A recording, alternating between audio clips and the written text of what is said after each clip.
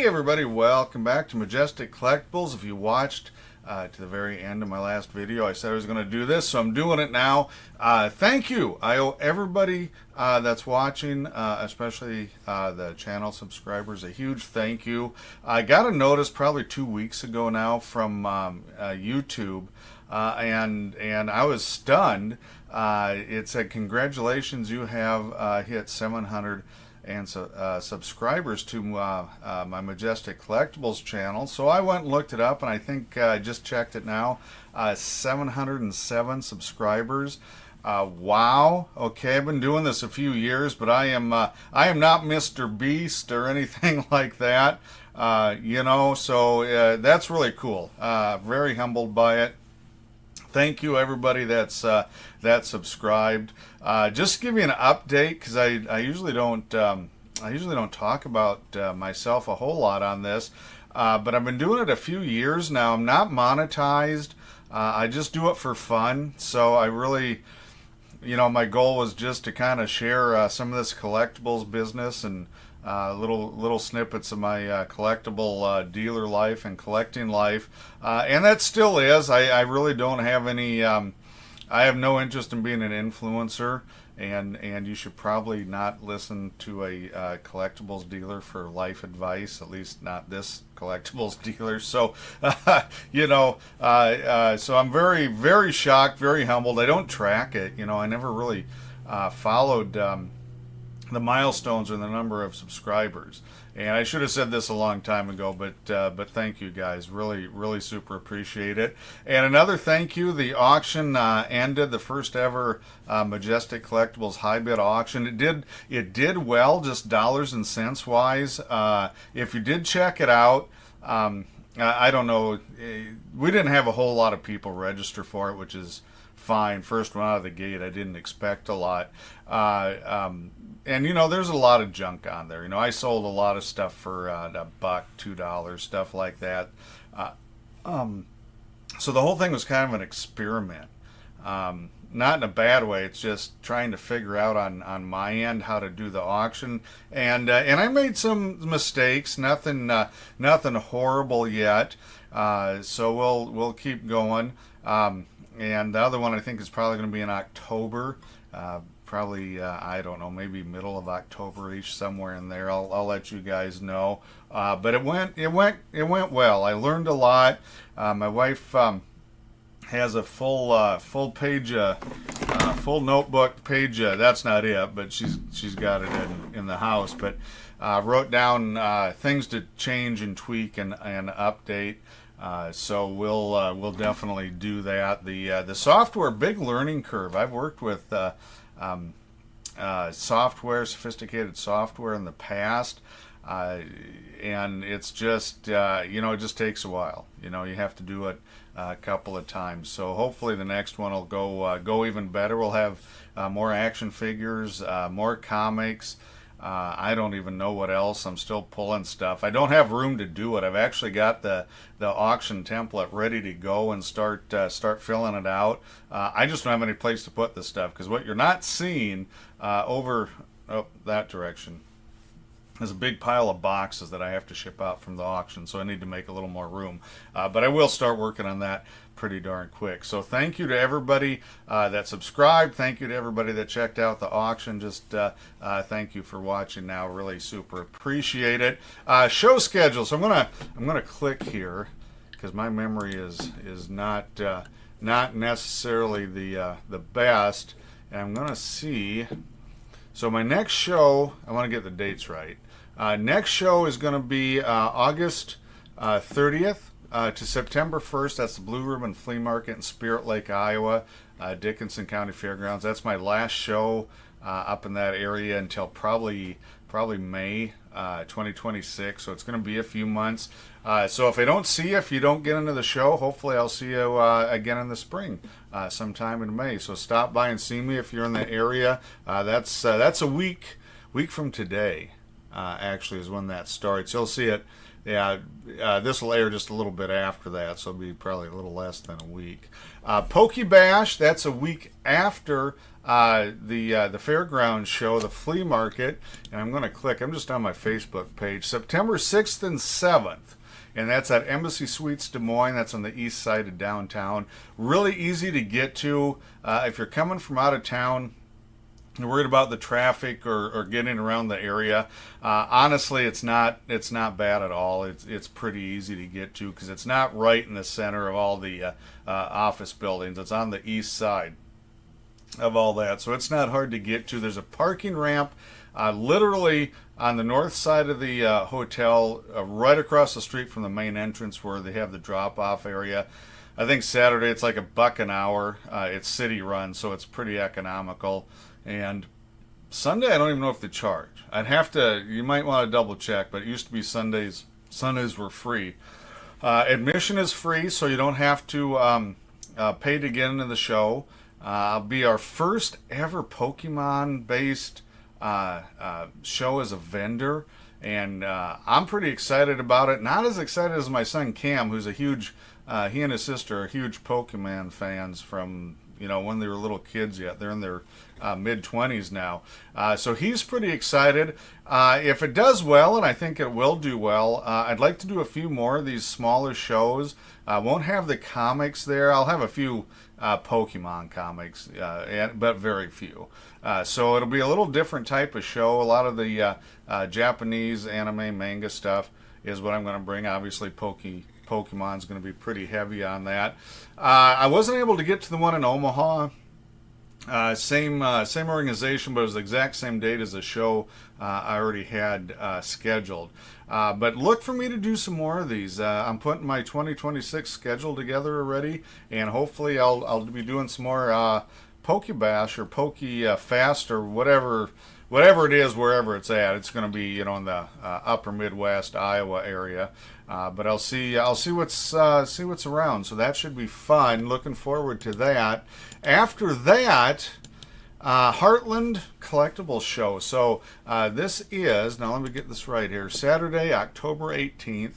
Another free admission show. That's at Holiday Inn Express in Ankeny, Iowa. It's right, literally, not even a block from the Walmart. If you know where the Walmart in Ankeny's at, it's on the I guess it'd be in the back side on the west side of it, the side that's not facing the main road there. But it's very, very close. It's a great location, lots of parking. We still have some spots if there's any vendors watching. This used to be the Comic Club show in Stony Creek Inn in Johnston. We did a few shows there, and we're switching over to a collectibles-based show. Now, there's going to be comics there, but we're also doing, we got video game dealers, Pokemon, Magic the Gathering, action figures, and toys. So we're really expanding it. Right now, it's probably about 50% comics.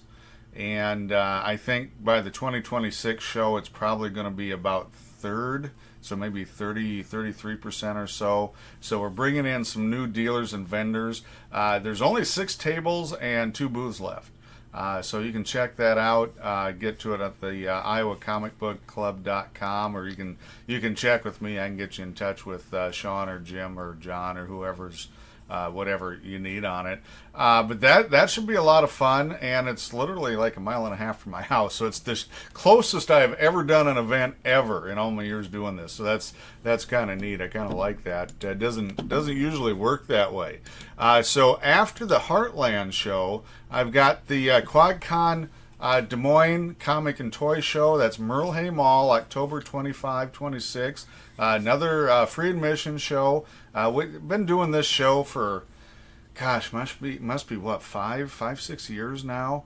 There, and I'll be should be, as far as I know, on my usual spot down on the south end of the main main hallway in the mall, down near the Target, the entrance, the mall entrance to Target, not the street entrance. And then the last thing I've got scheduled right now is the buying show in Fairmont, Minnesota, November 1 and 2. I haven't put anything up because it's not a show where you come and buy from me.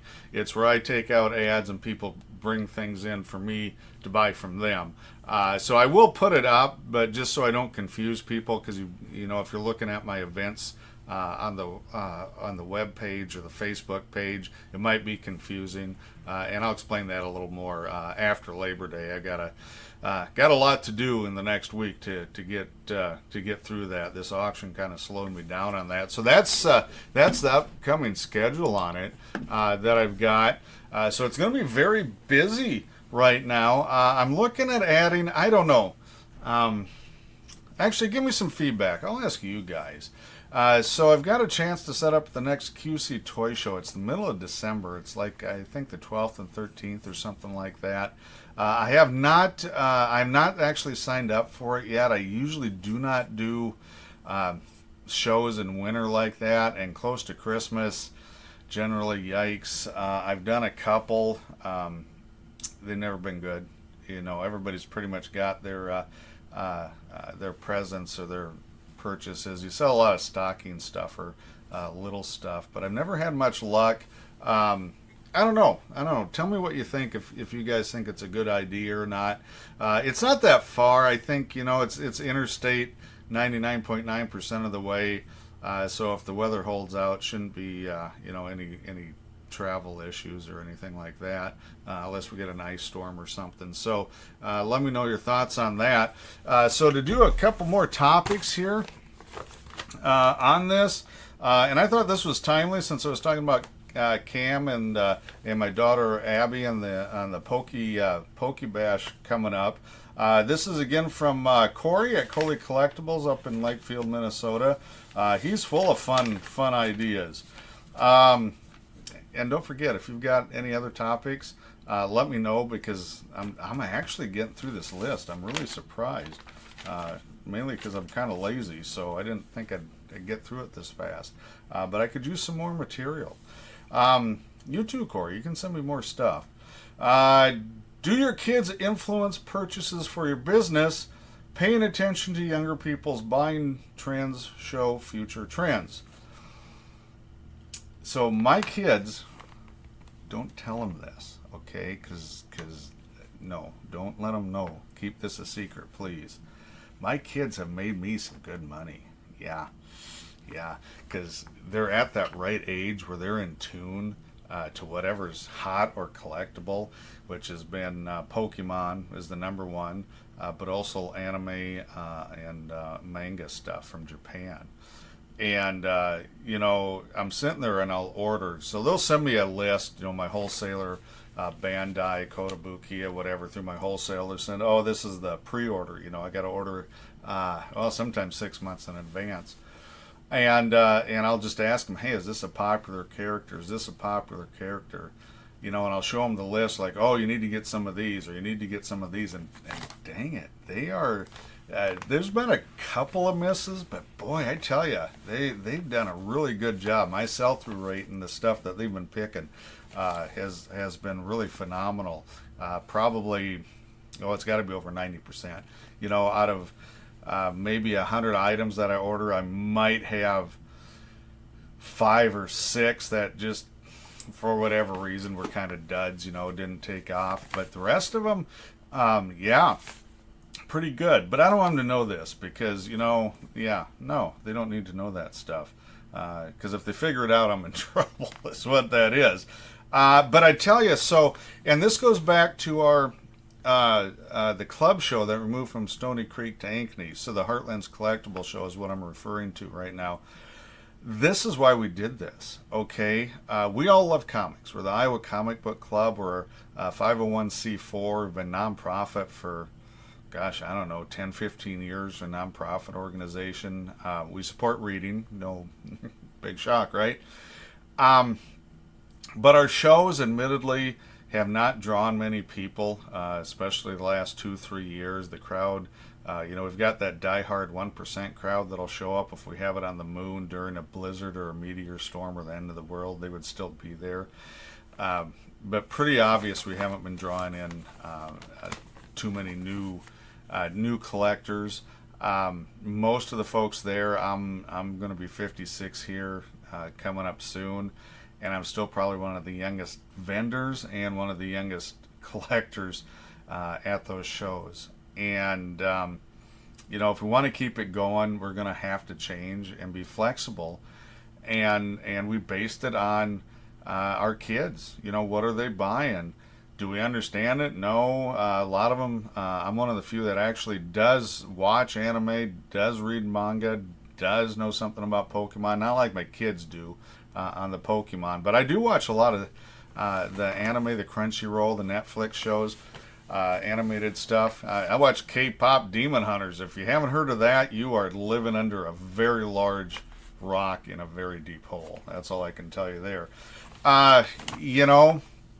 But that's where it's at. And like my kids in their 20s now have their own money, right? And they can collect on their own. They can buy what they like on their own. That's where it's at. That's where the growth is at. It's a worldwide phenomenon. The Marvel movies, the DC movies have kind of transplanted the source material, I think, in a lot of cases. And we're getting older. It's just a genre, especially the print side of things on American comics. Diamond Comics, bankruptcy, lawsuits flying around.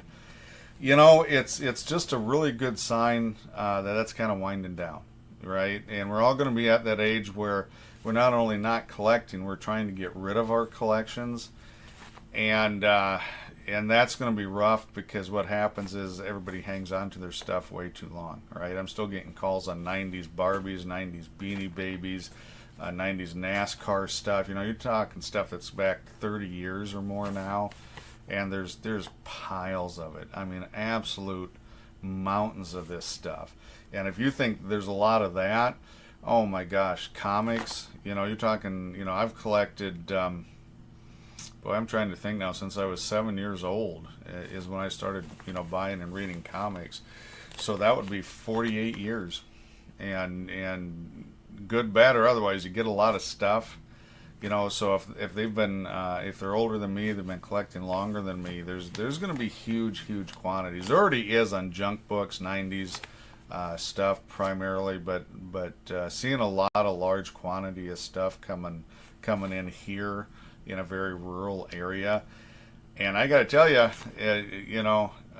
there's no place to go with it. Nobody's buying this. I am pretty much done hauling dollar boxes to shows, because I usually bring 2, maybe 3. If I sell $50-$60 out of those boxes in a 3-day show, it's not worth it. 65 pounds a piece. I'm burning up more in gas than I am, selling out of those dollar boxes. And so you're gonna see a lot of stuff hit in the market, and I just don't know who's going to be buying it. And so we're switching, because the club doesn't. We don't make money, right? We're not in quote unquote business, and our shows are the only way to generate any revenue for the club, and they have to work, because if we stop doing shows, the club is gonna evolve or die. And is it going to stay the Iowa Comic Book Club? Bet not. We have no immediate changes. We haven't discussed this, but I would guess in a fairly short amount of time, if these collectibles shows start working versus our older comic shows, we're going to have to make that decision fairly soon on how this is going to move forward as a non-profit, and the people involved, right? Because we're pretty much 99% comic collectors. So to see what changes are going to be there, I don't know. But the young people are driving the market. And it's a different market. And they collect way differently. When I was a kid, I'm a Batman guy, right? So I could not miss a Batman issue. I had to have all of them. The younger collectors, they want their favorites. and there's some sets even for Pokemon. They're like, it's not a good set, or they didn't like the art, or whatever it is. So they don't try and put large sets or large runs together, but they will collect, say, Charizards or Eevees or Pikachus or whatever their favorite Pokemon are, and they will just collect those versus buying a whole set. A lot of them don't play the game. It is a collectible card game, but my kids play it. They know how to play it. They've had some local tournaments. Cam went to regionals in Illinois a couple of years ago for the national tournament circuit. But that's not where they get their enjoyment. They're not really that intense on the competitive side. They just do it casually. And so anybody that's in business, and I don't care if it's my business, I don't care if it's clothing business, which they've known this for decades, whatever it is, phones, technology, you got to be ahead of the game and see what the folks in their 20s and 30s are collecting, and move that direction. So yeah, they absolutely do influence.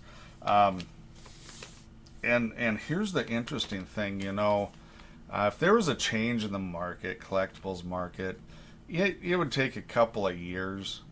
You'd see the trends, but would it die? Would it plateau? Would it keep going? But it'd take about 18 to 24 months to really, see these trends.